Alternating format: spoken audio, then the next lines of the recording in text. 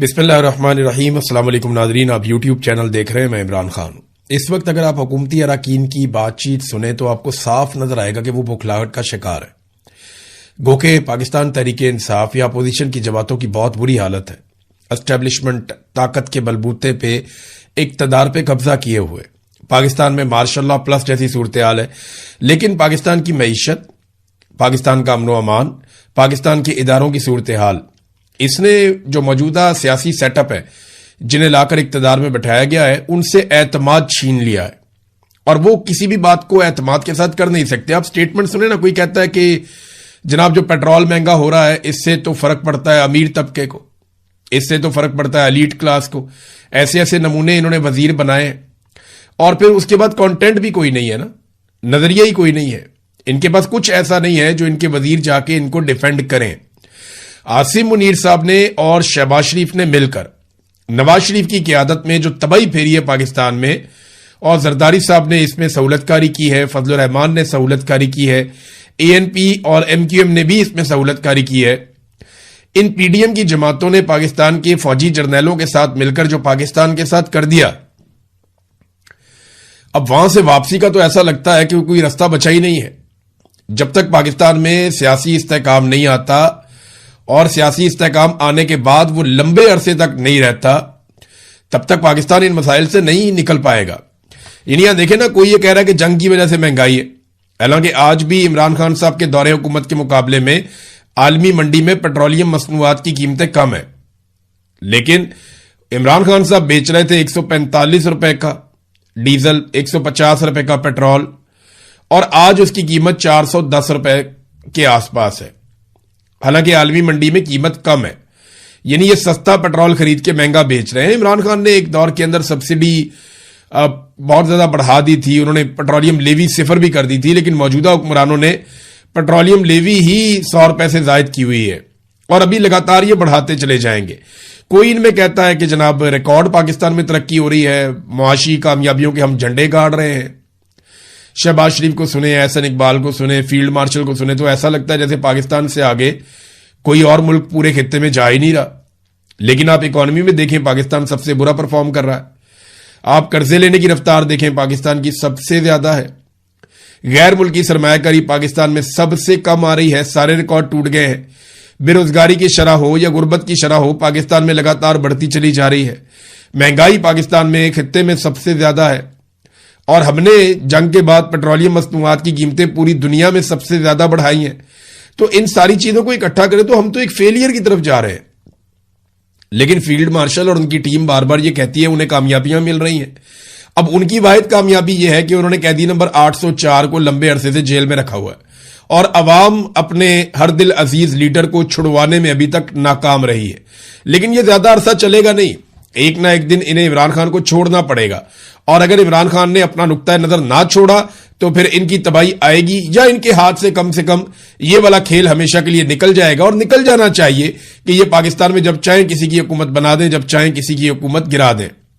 تو لگ بھگ یہ سارے جو ہے وہ ذہنی مریض بن چکے ہیں۔ عمران خان صاحب نے تو چند لوگوں کے بارے میں، ایک آدھے کے بارے میں کہا تھا، لیکن یہاں ایسا نظر آتا ہے کہ ذہنی مریضوں کا لنڈا بازار لگ گیا ہے۔ ایک ایک کا سٹیٹمنٹ نکال کے سنیں، آپ سر پکڑ کے بیٹھ جاتے ہیں کہ یہ کس طرح کے لوگوں کے حوالے نظام کر دیا گیا ہے۔ دیکھا جس طرح کے حالات ہیں نا، جیسا سیاسی عدم استحکام ہے، جتنی ان بیچاروں نے کوشش کی اور عوام نے ان کی بات ہی نہیں سنی، ایسی صورت میں کوئی بھی نارمل آدمی ہوتا پاگل ہو جاتا۔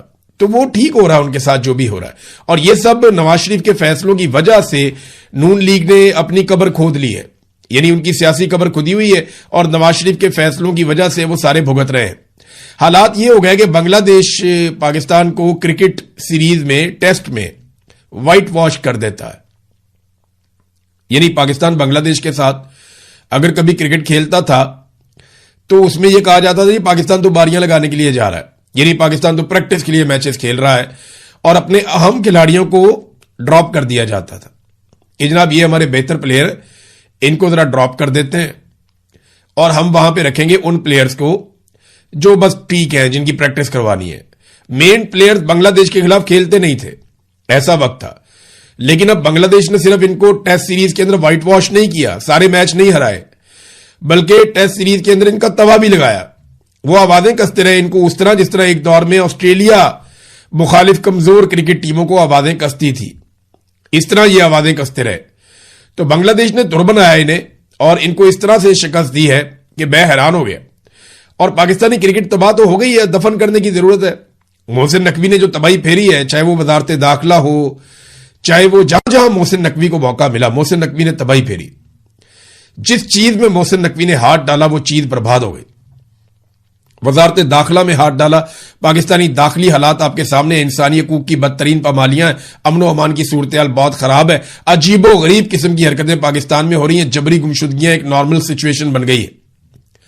पाकिस्तान में दहशतगर्दी के तारीखी नौयत के बड़े बड़े वाकयात भी हुए हैं। क्रिकेट के अंदर हाथ डाला तो पाकिस्तान के तमाम फॉर्मेट की क्रिकेट में बैंड बज गई।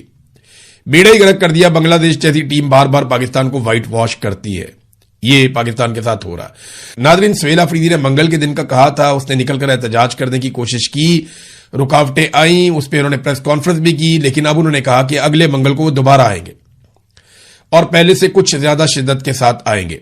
हुकूमत फिर रोकेगी, वो फिर आएंगे, हुकूमत फिर रोकेगी, वो फिर आएंगे। इससे क्या एक मोमेंटम बनेगा? देखिए, मोमेंटम बनेगा गली मोहल्ले के अंदर। सुहेल अफरीदी को अपने लोगों के साथ एक बड़ी टीम बना के पूरे पाकिस्तान में लोगों को इकट्ठा करना पड़ेगा, लोगों को मोटिवेट करना पड़ेगा, उन्हें स्ट्रीट मूवमेंट के लिए तैयार करना पड़ेगा। सुहेल अफरीदी का बार बार इस्लामाबाद आना जरूरी नहीं है। वो अगर सही तरीके से चलते तो अब तक वो इस काबिल हो जाते कि वो पाकिस्तान को बंद करने की सलाहियत पा लेते। देखें, ये जब भी पाकिस्तान की मिलिट्री एस्टेब्लिशमेंट को मुसीबत पड़ेगी ना, वो पूरे पाकिस्तान में पड़ेगी। जब आप इस्लामाबाद की जानिब बढ़ते हैं तो आप अगर 50-60 हजार बंदा भी ले जाएं तो उन्हें फर्क नहीं पड़ता। हां, अगर 2-3 लाख बंदा, 5 लाख बंदा आप इस्लामाबाद की तरफ लेकर चल पड़े, फिर तो मिलिट्री एस्टेब्लिशमेंट को फर्क पड़ता है। इससे कम बंदों पे उनको फर्क नहीं पड़ता।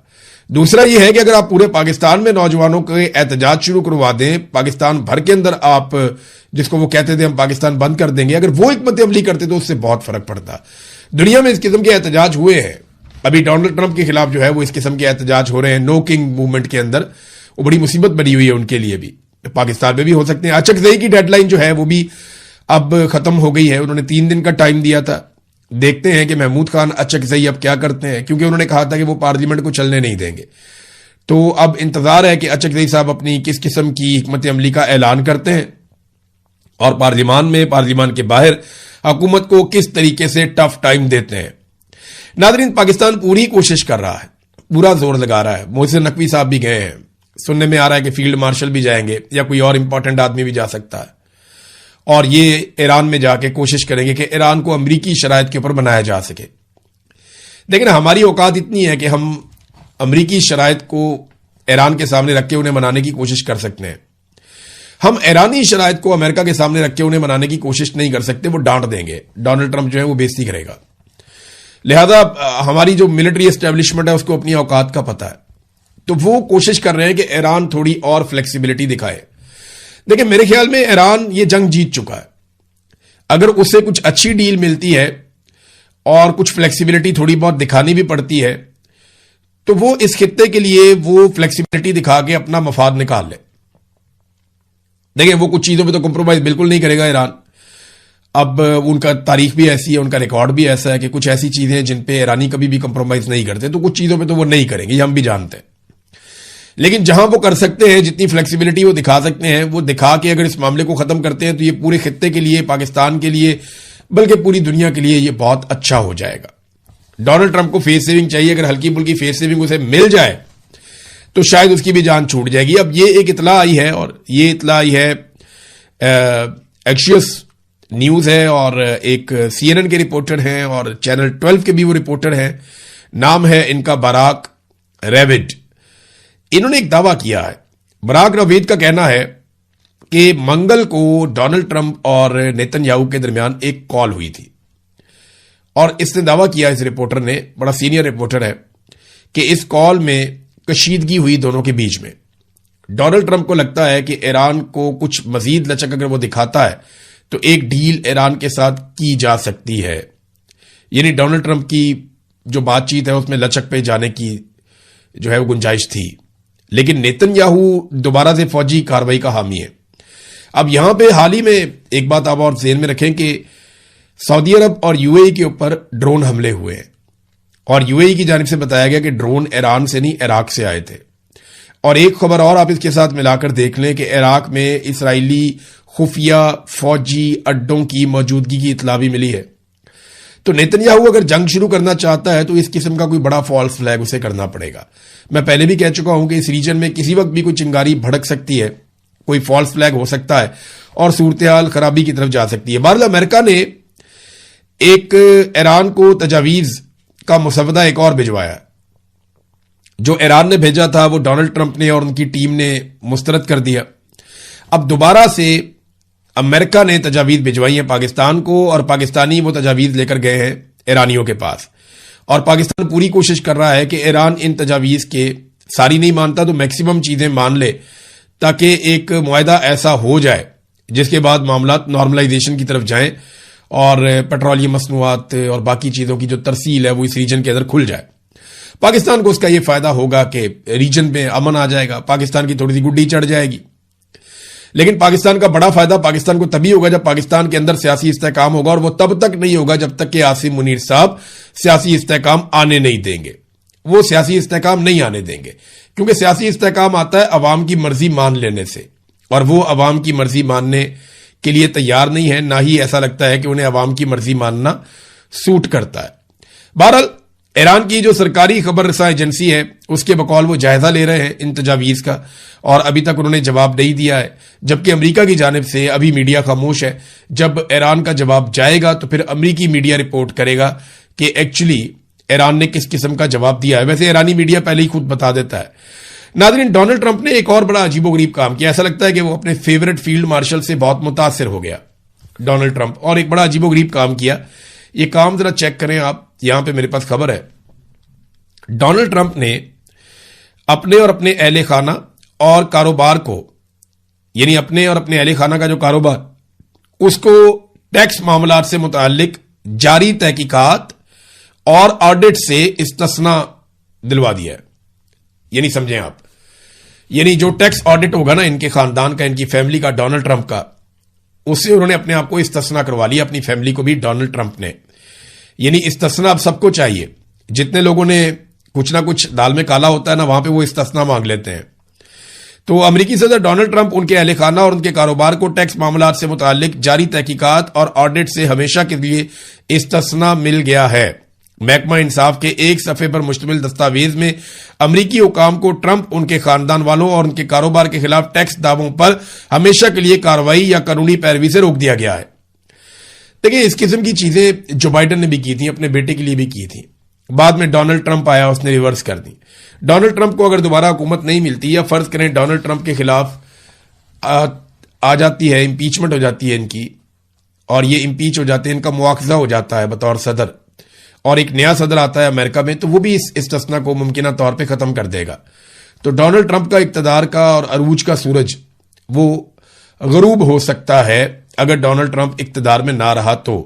ویسے ڈونلڈ ٹرمپ کے پلان لمبے ہیں. وہ تو یہ کہتا ہے کہ وہ آئین میں ایک ترمیم کرے گا اور اس کے بعد وہ لمبے عرصے تک امریکی صدر رہے گا. ایک اور بھی اس نے اپنی خواہش بتائی ڈونلڈ ٹرمپ نے. ڈونلڈ ٹرمپ نے کہا کہ میں اس وقت اسرائیل میں 99% مقبول ہوں. وہاں وزیر اعظم کے لیے میں اگر چاہوں تو الیکشن لڑ سکتا ہوں. تو اس لیے شاید میں اپنا یہ دور پورا کرنے کے بعد اسرائیل جاؤں اور وہاں سے وزیر اعظم کے لیے الیکشن لڑوں. کیسی عجیب بات ہے کہ امریکی صدر رہنے والا شخص 2 مرتبہ وہ جائے گا اور جا کر اسرائیل میں ایک چھوٹے سے ملک میں وزیر اعظم بننے کی کوشش کرے گا. یہ دیکھیں, ڈونلڈ ٹرمپ کی خواہش ہو سکتی ہے, اس کے دل سے کوئی بات نکلی, اس نے پبلک کر دی. لیکن ایک بات آپ سمجھیں کہ اسرائیل کتنا امپورٹنٹ ہے, یہ اس کا آئیڈیا ڈونلڈ ٹرمپ کو ہے, اور وہاں کتنی طاقت ہے اس کا آئیڈیا بھی ڈونلڈ ٹرمپ کو ہے. اور امریکنز تو اب کھل کر کہتے ہیں کہ نیتن یاہو نے امریکہ کو اور امریکن فوج کو استعمال کیا, اور اسرائیلی مفاد کے لیے امریکہ اپنی فوج کو میدان میں لے کر آیا, اور اسرائیل کٹ پتلی کی طرح امریکہ میں موجود لوگوں سے اپنے فیصلے کرواتا ہے. بہرحال ایک سٹیٹمنٹ جو ہے وہ ایران کے سپریم لیڈر کا بھی آیا, اس سے آپ کو ذرا آئیڈیا ہو جائے گا کہ ٹیمپریچر کہاں پہ ہے. انہوں نے کہا جی ایران اس وقت 2 عالمی دہشت گرد افواج کے خلاف تاریخی مزاحمت کر رہا ہے. امریکہ کو اور اسرائیل کو انہوں نے عالمی دہشت گرد فوجیں قرار دے دیا. اور سابق صدر ابراہیم رئیسی کی ہیلی کاپٹر حادثے میں شہادت کی دوسری برسی تھی, آپ کو یاد ہوگا صدر ابراہیم رئیسی جو ہیں وہ شہید ہو گئے تھے، ہیلی کاپٹر کو حادثہ ہو گیا تھا. اس کے بارے میں کہا جاتا ہے کہ وہ اسرائیل کی جانب بھی اس کو موڑا جاتا ہے، واقعے کو دشمنوں کی جانب موڑا جاتا ہے کہ وہ ایران کے دشمنوں نے وہ اٹیک کیا تھا اور وہ ایک سازش کے نتیجے میں ہوا تھا، ایجنسیوں کی کارروائی تھی. لیکن بہرحال اب اس موقع پر انہوں نے جو اپنا پیغام دیا، مجتبیٰ خامنہئی نے، انہوں نے کہا جی کہ ابراہیم رئیسی کو انہوں نے خراج تحسین پیش کیا اور جو اس وقت مشکلات ہیں ان کا بھی انہوں نے تذکرہ کیا. لیکن انہوں نے یہ کہا کہ امریکہ اور اسرائیل جو دو عالمی دہشت گرد افواج ہیں ان کے خلاف ایران اس وقت تنہا لڑ رہا ہے. انہوں نے کہا موجودہ حالات میں اسلامی جمہوریہ ایران کے حکام، ریاستی اداروں اور عوام پر پہلے سے کئی زیادہ بھاری ذمہ داریاں عائد ہوتی ہیں. ایرانی اپنی سرزمین کے دفاع کے لیے آخری سانس تک لڑیں گے اور دنیا میں دہشت گردی پھیلانے والے شر انگیز ممالک کی دھمکیوں میں نہیں آئیں گے. تو یہ ایک بڑا کلیئر سٹیٹمنٹ آیا ان کی طرف سے. ایک سٹیٹمنٹ اور ہے، وہ کالی باف کا ہے. انہوں نے کہا جی دشمن جنگ کے نئے مرحلے کی تلاش میں ایران نے جنگ بندی کو آپریشنل صلاحیتیں بڑھانے کے لیے استعمال کیا. ایک طرف دعویٰ کیا جا رہا ہے کہ، اور یہ اسرائیل کی طرف سے بھی کیا گیا، امریکہ کی طرف سے بھی، کہ ایران کا بہت بھاری نقصان ہو گیا. دوسری طرف ایک دعویٰ یہ کیا جاتا ہے کہ ایران نے اپنا نقصان بہت حد تک ریکور کر لیا. اب سیٹلائٹ امیجز بھی آ رہے ہیں، وہ بتا رہے ہیں کہ ایران نے اپنی جو میزائل سائٹس ہیں، جو صلاحیت ہے میزائلوں کو واپس ٹھیک کرنے کی یا لانچرز کو ٹھیک کرنے کی